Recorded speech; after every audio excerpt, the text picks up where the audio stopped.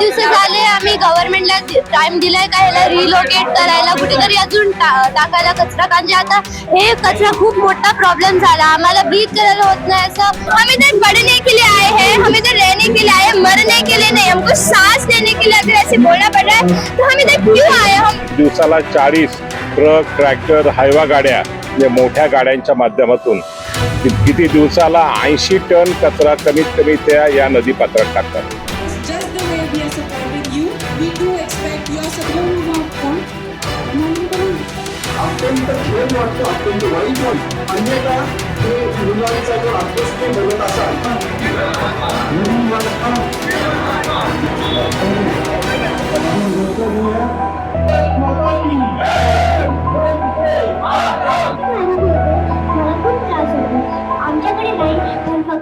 आज आता आमची लास्ट प्रोटेस्ट होती 4 तारखेला. 7 दिवस झाले आम्ही गव्हर्नमेंटला टाइम दिलाय का ह्याला रिलोकेट करायला, कुठेतरी अजून टाकायला कचरा. कारण जे आता हे कचरा खूप मोठा प्रॉब्लेम झाला, आम्हाला ब्रीथ करायला होत नाही. असं इथे खूप मुलं आहे, कोणाकडे अशा प्रॉब्लेम जे ब्रीदिंग प्रॉब्लेम, आस्थमा असणार, असं सगळ्यांनी आम्ही हर दिवशी उठतो तर असं स्मोक दिसायला चांगलं नसेल ना, चांगलं वाटत नाही. तर आम्हाला काहीतरी वेगळं सोल्युशन हवंय. आम्ही लास्ट टाइम आलो, 7 दिवस झाले, काय नाही झालं. आता आम्ही परत आलं कारण की आम्ही थांबणार नाही जोपर्यंत आम्हाला जस्टिस मिळणार आहे. वर्गात शिकतेस तू? मी 8वीत आहे, आम्ही सगळे 8वी 9वीत असं आहे. काय काय त्रास होते सध्या वगैरे? आता मी बघितले खूप लोकांना खूप खोकला होतो, फेंट होतात. मी काय लोकांना बघितलं रक्त खोकतात लोक, असं आस्थमा असेल तर आस्थमा अटॅक होतो, जरा ब्रीथ करायला होत नाही, नेब्युलायझरला काय लागतं नाही तर आम्ही मास्क पण घालत असतो.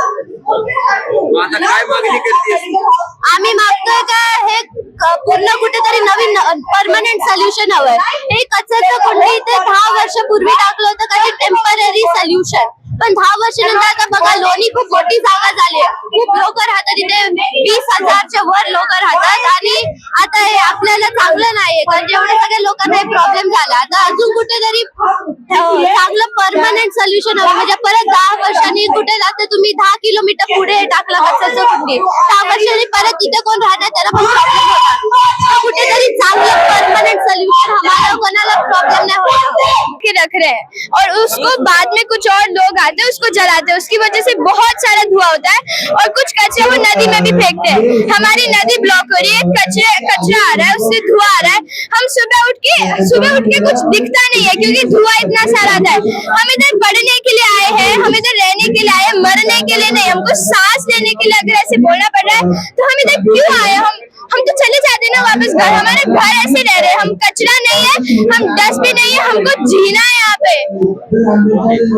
और क्या क्या हो रहा है इधर? आप बोल रहे थे कि 3 लोग आकर यहाँ पर कचरा जलाते हैं. हाँ. तो आपने क्या क्या देखा इधर? कुछ तो देखने को मिलता है? हाँ, कभी कभी जब मेरे दोस्त खेलने आते हैं हमको दिखता है कि बहुत सारी आग जल रही है और हमको बहुत तेज स्मेल आती है. उधर एक जहाँ पे कचरा रखा है वहाँ पे बहुत तेज स्मेल आती है, हमको नाक बंद करके चलना पड़ता है. उधर कचरा इतना सारा है कि जो सारे हमारे छोटे छोटे जानवर हैं वो भी उधर नहीं जा पाते क्योंकि इतना गंदा होता है.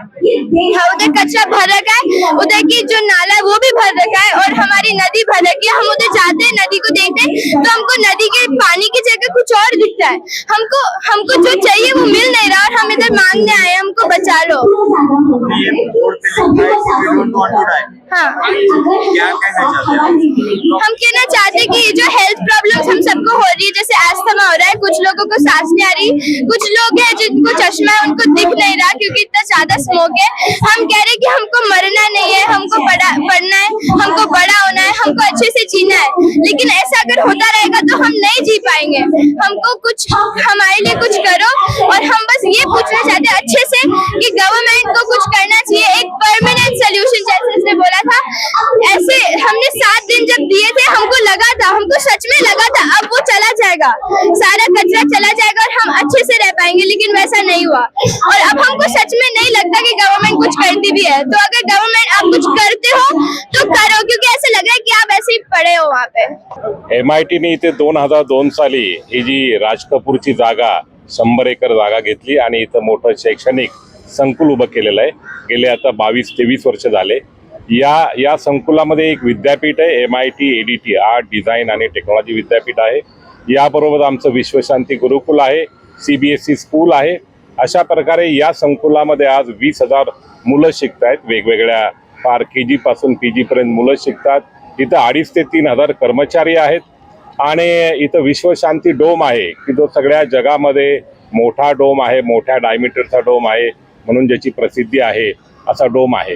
एवढ्या इतक्या चांगल्या पवित्र या वास्तूच्या बाजूला मुठा नदी वाहते आणि गेले आम्ही बघतोय 10-15 वर्ष झालं या गावातील दोन्ही ग्रामपंचायतीतील लोक म्हणजे की त्यांचे ग्रामपंचायती ट्रॅक्टरच्या माध्यमातून आणि मोठ्या ट्रकच्या माध्यमातून या नदी पात्रामध्ये ते कचरा आणून टाकतात आणि त्या कचऱ्याचं प्रमाण सुरुवातीला थोडं कमी होतं, परंतु आम्ही आत्ता मोजतोय, गेले 6 महिने मोजतोय तर दिवसाला 40 ट्रक, ट्रॅक्टर, हायवा गाड्या म्हणजे मोठ्या गाड्यांच्या माध्यमातून किती दिवसाला 80 टन कचरा कमीत कमी त्या या नदी पात्रात टाकतात.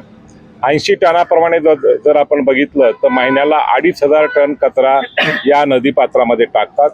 आणि ओढ्या म्हणजे त्या विश्वशांती डोमच्या पुढे जो की ज्याला आपण वर्ल्ड पीस डोम म्हणतो, त्या डोमच्या पुढे ह्याचे कचऱ्याचे मोठे मोठे ढिगारे झालेले आहेत आणि त्या कचऱ्याला आग लावली जाते. हे जे भंगारवाले जे लोक आहेत, भंगार वेचणारे, तो कचऱ्याचं सॉर्टिंग करून त्याला आग लावतात आणि आग इतक्या मोठ्या प्रमाणात लागते की आता मागच्या आठवड्यात लागलेली आग इतकी मोठी होती की रात्री 12:30ला लागली ते सकाळी 11पर्यंत आमचा कॅम्पस सगळा धुराने भरून गेला होता. आता हे सहनशीलतेच्या बाहेर झालेलं आहे. आमच्या हॉस्टेलला मुलं फार पहिलीपासून ते PG पर्यंतची मुलं शिकतात.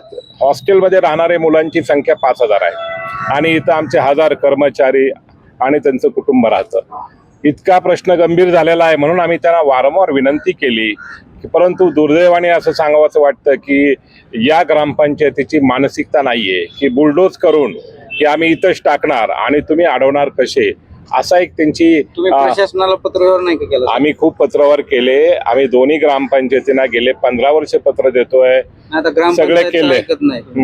आम्ही स्वतः कलेक्टरला भेटलो, आम्ही स्वतः प्रांत अधिकाऱ्यांना भेटलो, PMRDला भेटलो, या सगळ्यांना सांगितलं, परंतु आपला हा जो लोकशाही हा मोठा अजगर आहे, त्याला हलवायला लागतं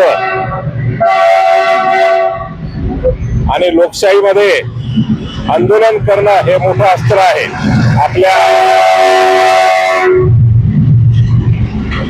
आपल्या मागण्या मान्य करून घेण्यासाठी. त्यामुळे सगळ्यात शेवटचा पर्याय म्हणून आम्ही हे आंदोलन केलेलं आहे आणि ग्रामपंचायतीने ठराव करूनही जागा दिलेली आहे. गावामध्ये यांची 20 एकर गायरान आहे. आजही या दोन्ही ग्रामपंचायतचे लोक त्यांच्या जागेमध्ये कचरा टाकू शकतात किंवा इथे हडपसरला प्लांट आहेत, आसपासच्या गावामध्येही प्लांट आहेत, प्रोसेसिंग प्लांट, याच्यामध्ये ते कचरा पाठवून त्या कचऱ्याचं प्रोसेसिंग करू शकतात. त्याला नॉमिनल कॉस्ट आहे. ती कॉस्ट प्रत्येक घराकडनं ते ऑलरेडी घेत आहेत काही जण, याच्यामध्ये ते करू शकतात. PMRDचं काय म्हणणं आहे? PMRDने त्यांना जागा ऑलरेडी अलॉट केलेली आहे. जागेचं रिझर्वेशन आहे. DP मध्ये गट नंबर 231 लोणी काळभोरमध्ये 20 एकर जागेवर त्यांनी त्याच्यावर रिझर्वेशन टाकलेलं आहे. आता किती जागा आजही ते वापरू शकतात, परंतु का अशी आडमोठेपणाची भूमिका घेतात ते काही कळत नाही. सांगितलं बाबा तुम्ही नदीमध्ये कचरा टाकणं हे चूक आहे, म्हणजे एअर पोल्युशन कंट्रोल आहे, नद्याचं प्रदूषण आहे, कुठल्याही कायद्यानुसार ते सगळं बेकायदेशीर आहे. एअर पोल्युशन आहे, वॉटर पोल्युशन आहे, सॉलिड वेस्ट मॅनेजमेंट आहे, की नंतर डिझास्टर मॅनेजमेंट ऍक्ट आहे, या सगळ्या कायद्यांचं उल्लंघन करणार आहे. आणि नद्या म्हणजे आपल्या रक्तवाहिन्या आहेत. या नद्यांच्यावर शेती होते, लोकांना पाणी मिळतं, सगळ्या गोष्टी आहेत.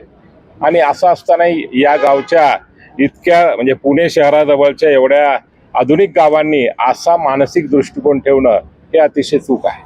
आणि फक्त बुलडोज करणं आणि दिशाभूल करून हे टाकणं बरोबर नाही अशी आमची धारणा आहे.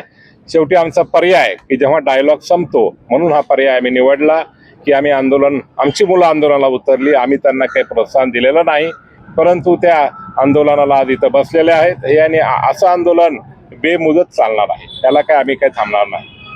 आम्ही कलेक्टरना भेटलो, आम्ही सगळ्या अधिकाऱ्यांना भेटतोय. आता 16 तारखेला जिल्हा परिषद जी बॉडी याच्यासाठी त्याला जबाबदार आहे त्यांच्याबरोबर आम्ही मीटिंग लावलेली आहे. प्रांतांची इथं व्हिजिट झाली, SDM ज्याला म्हणतो SDO म्हणजे हा प्रांताधिकारी यांची इथं भेट झाली की त्यांनी भूमिका व्यक्त केली की हा जो कचरा आहे तो नदीमध्ये टाकणं हे अजिबात बरोबर नाही, की तुम्ही दुसऱ्या ठिकाणी टाका. हे सगळ्यांनी भूमिका मांडली की परंतु शासकीय यंत्रणा हळूहळू हलते. याप्रमाणे आजही त्यांच्याकडनं ऑर्डर यायला वेळ लागतोय असं आहे. तर आमची अशी विनंती आहे की गावकऱ्यांनी आसपासच्या कुठे जे प्रोसेसिंग प्लांट असतील त्या ठिकाणी कचरा टाकावा, प्रोसेस करावा आणि या चांगल्या कार्याला हातभार लावावा. देशाच्या हिताच्या अशा कार्याला हातभार लावावा. आणि आमच्या संस्थेमध्ये जी मुलं शिकतायत या मुलांच्या आरोग्याचा विचार करून, ती मुलंही आपलीच आहेत. या गावच्या दोन्ही गावची कितीतरी मुलं आमच्या शाळे कॉलेजमध्ये शिकतात, तर त्यांच्या आरोग्याला हानिकारक होईल असं काही करू नये अशी आमची त्यांना विनंती आहे. ही परत एकदा कळकळीची विनंती करतो. आणि त्यांनी हा मोठा विषय इगोचा, की ज्याला म्हणतो ना अहंकाराचा विषय करू नये. गावामध्ये जो गट आहे 231 तो मोठा राखीव असा गट आहे, 20 एकर आहे. आजही गाव ही मोठी ऑटोनॉमस बॉडी आहे ती त्या ठिकाणी ते कचरा टाकू शकतात आणि तिथून ते पाठवू शकतात. हा मुद्दा गेले 5 ते 7 वर्ष गाजतोय, पण कोणाकडनंही ह्याच्यामध्ये स्वतःहून पुढाकार घेतला जात नाहीये. MITनी स्वतःहून खूप वेळा हा पुढाकार घेतलेला आहे, पण अजूनही आज तुम्ही बघता इथे पाण्यामध्ये कचरा जातोय, हेच पाणी पुढे जाऊन धरणात जातंय. हे सगळं जे काय इथे विषारी सगळं तयार होतंय ते सगळं पुढे जाऊन पाणी खराब होत आहे, पाणी दूषित होत आहे आणि ते सगळं पुढे धरणात जात आहे. आणि सगळ्यात महत्वाचं म्हणजे इथे आग लागल्यानंतर जो काही कार्बन मोनॉक्साईड तयार होतोय तो सगळा कॉलेजमधली मुलं, शिक्षक, एक 20,000 लोक त्या कॅम्पसवरती आहेत, ते सगळा तो इन्हेल करतायत.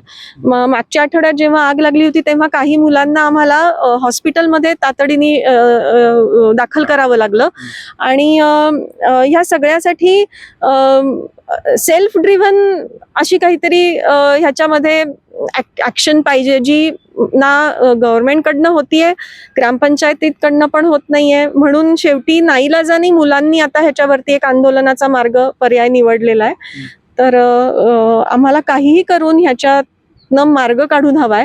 हा फक्त MITचा प्रश्न नाहीये, हा नदीचा प्रश्न आहे. नदी म्हणजे जीवन आहे आणि त्याला आपण कम्प्लिटली दूषित करून टाकलेलं आहे. या सगळ्या गोष्टींमध्ये पुढे प्रशासनानं काय कारवाई करावी हा खरं तर प्रश्नाचा मुद्दा आहे. जिल्हाधिकाऱ्यांकडे ज्यावेळेस आम्ही इथल्या अधिकाऱ्यांशी बोललो त्यावेळेस त्यांनी सांगितलं की आम्ही जिल्हाधिकाऱ्यांशी बोललो आणि हा सगळा जो काही कचरा आहे तो कचरा वेगळ्या ठिकाणी डंप केला पाहिजे, त्याच्यासाठी वेगळी जागा जी आहे ती दिली जावी. याच्यासाठी काही तुर्तता आहेत, काही NOC लागलेल्या आहेत त्या मिळाल्या पाहिजे, त्याच्यासाठीची कागदोपत्री जी काही कारवाई आहे ती सुरू आहे. परंतु ग्रामपंचायतीकडून ती कारवाई करण्यासाठी सुद्धा कुठेतरी मानसिकतेचा अभाव असल्याचं सांगण्यात येत आहे.